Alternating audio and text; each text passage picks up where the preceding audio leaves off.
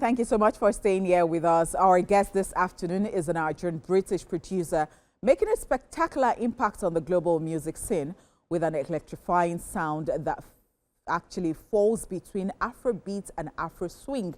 Ladies and gentlemen, let's make welcome this afternoon to the show, KANIBEATZ. How you doing? I'm good. Thank you for having me. It's so good to have you here. It's good, my bro. I've been having a lot of conversations with him, because I read his bio and it's so interesting. So when I entered the studio today and he greeted me, I said to him, "How old are you?" He looked at me and he said I should guess, and I said, I'm not good at guessing people's age. And I said, guess my own age. And he did not guess right, but it's okay.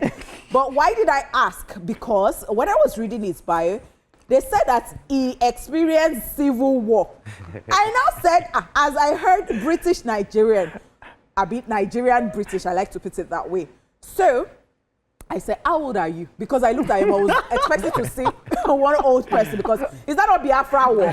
He now said, in Cameroon. I said, oh, no, leave me alone. Ivory Coast, I'm sorry. Just go and throw it away from your bio, because I'm like, please don't confuse me. Welcome to the show. Thank you so much. So, do you reside in Nigeria, or you just go and come? Because I know that you've done stuff with Tenny, with Nigerians. And you're doing fantastically well. Thank you. So what is the situation? I'm here and I'm in the UK. Okay. I split my time between both, so I'm always coming and going. I'm working with artists across both countries. So yeah, that's basically, I'm here and there. Okay, and I don't know whether to now say this. So out of curiosity, I asked again, I said, what is your real name? I can just be very interesting like that. And so he told me, Kaniayo. And I said, oh, you're Yoruba. And he said, no, my father is Igbo, my mother is Yoruba. And I said, oh, I'm so sorry, because I know that some names can actually sound like Yoruba and like they are Igbo. I now said, like Kanayo, like Kanayo. And I said, yeah, my father's name is Kanayo and my mother is Yoruba, so she coined it Kanyayo. I said, do you know it has a meaning in Yoruba? He said, let's have joy. And is the only one that has that name? I'm the only one that has that name. It's unique. It's funny because when I go to when I meet some Igbo family friends and stuff, they're like, you don't know your name, it's Kanayo. I'm like, no, it's not Kanayo, it's Kani Ayo. They're so confused because I've never heard that name before. I think that if I sit down with this guy for like 1 hour, I would have gotten so many things. But you know what, we'll just do the interview. I mean, it's good to have you on the show, man. Thank you. Great. I know how your journey has been musically, and it's good to see the momentum that you've maintained since childhood, basically, So I want to ask you, how has it been, especially with choosing music and doing music and knowing your background and where you come from and sticking to what you wanted to do? How was that decision? How did you get to that decision? Yeah, of doing music, and how has it been so far? So a lot of people probably don't know this, but I actually studied sustainability and management at uni.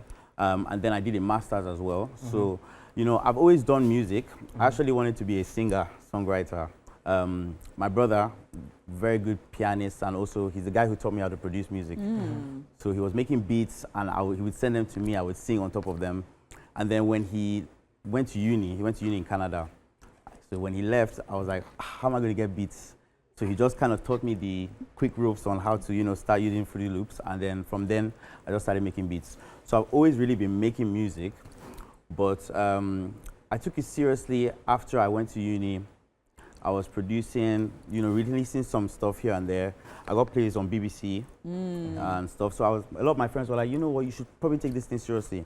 But my parents were always like, you know what, get a degree. Because you know what, the lifespan of a musician, it's not really that long, depending on. It depends.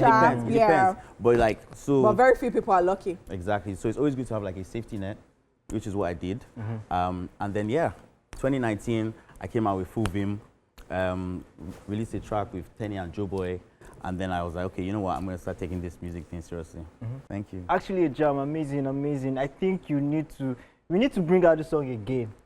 redo. I agree. Like, I totally agree because 2019. Yeah. Oh wow! And then he's gone on. Aside that, we saw Joe Boy there, and he looked like the Joe Boy in the beginning. Yeah. And you told me about. Yeah. Interesting fact about this actual video is when we were shooting that Joe Boy scene, it was in the night. He got a text message and it was like, "Oh, baby, his first single had got to #1."